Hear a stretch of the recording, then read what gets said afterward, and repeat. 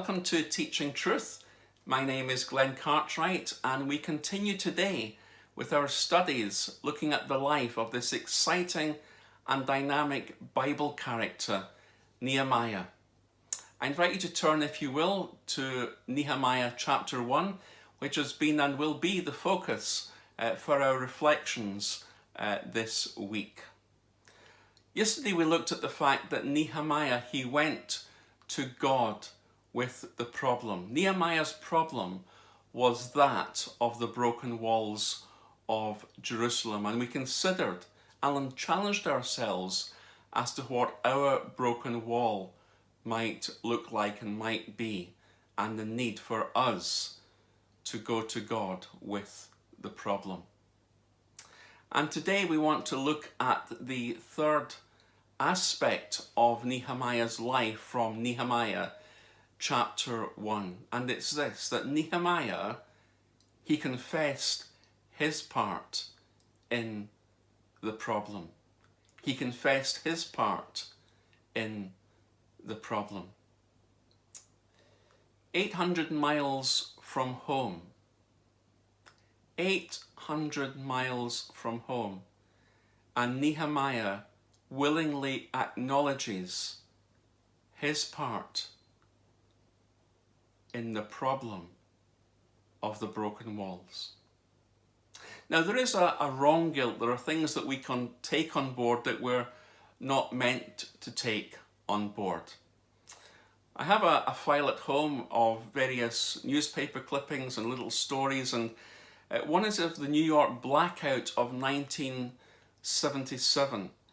And one of the lesser known stories is of a little boy who, on his way home, was feeling rather sorry for himself and rather angry with himself. And in his anger, he kicked a lamppost, and at that moment, all the lights went out.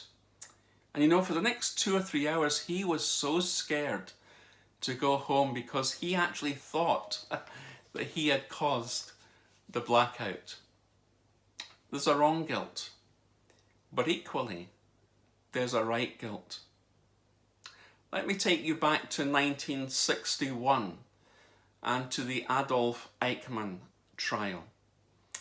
Adolf Eichmann, by way of sketching in the history for you, had been a member of the German army who had been responsible for sending hundreds and thousands of prisoners of war to their death in concentration camps. The Israeli court scene is set, and at one point a witness comes on to testify against Eichmann. He was a person who some 18 years previously had been sentenced to death by Eichmann. And when he walked into the courtroom and saw the prisoner, he began to sob, he fainted, and he collapsed on a heap on the floor. Now, obviously, people began to draw their own conclusions, but when quizzed afterwards, the witness said this, quote, "The man that I saw was not the godlike officer who had sent people to their deaths. What I saw in the courtroom that day was that I was exactly like him. I was capable of doing this. Eichmann lives in all of us. I was capable of doing this. Eichmann lives in all of us." Now that man may not have realized it, but he was reflecting the truth of the Word of God. That there is within each one of us, as human beings, the potential to commit every single known sin. The sin that has perhaps caused the very broken wall in your life, in your church, in your ministry, in your friendship, perhaps even in your marriage. Nehemiah confessed his part in the broken wall. He acknowledged he was part of the problem. Now, what I know about medicine, you could write on a postage stamp, on a very small postage stamp, at that. But I understand that botulism, which is acute food poisoning, the toxin involved in botulism is one of the most potent known to man.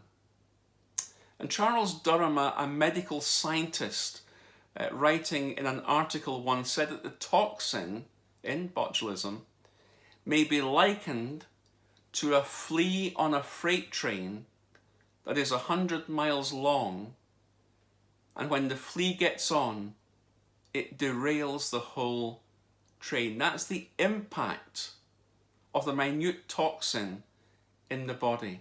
And Charles Durham went on to write in his article that Satan's lies can be so like that. Satan's lies can have that derailing effect in the life of an individual, in the life of a church, in the life of a ministry, in the life of a friendship, in the life even of a marriage. And why do I share this with you? Because so often the evil one, Satan, can plant a seed thought in our mind, can plant that toxic element in our mind that can derail the train.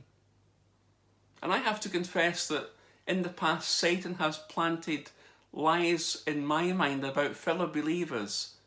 And here's the honest thing, I've believed him.